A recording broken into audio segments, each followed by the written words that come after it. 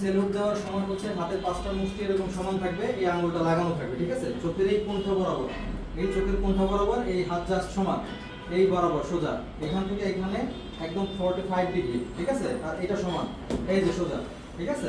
এখানে পায়ের কাজ করে থাকে স্যার। হ্যাঁ, পায়ের কাজটা থাকবে এই যে ভিটায়। আচ্ছা, এটা হচ্ছে সাবধান এরকম এরকম না, এরকম কোনো কিছু করার দরকার নাই। আপনি এই যে সালাম দিয়েছেন না, এই যে পাটা ফাঁক করে রাখছেন, এটা কিন্তু সালাম দেওয়ার নিয়ম হবে না। হাতের মুষ্টিটা বন্ধ থাকবে, এই পাটা মেশান, হ্যাঁ মেশান, পাটা মেশান, পা মেশান, হ্যাঁ একটু ফাঁকা হবে, এই যে এই জাস্ট নরমাল আসসালামু আলাইকুম স্যার, ঠিক আছে?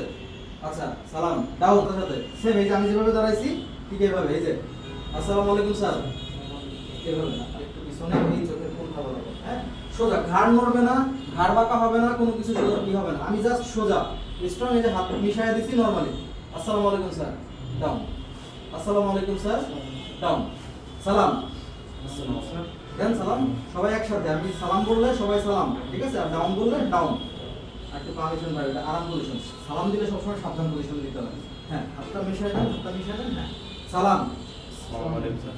ডাউন, সালাম, ডাউন, ওকে স্যার।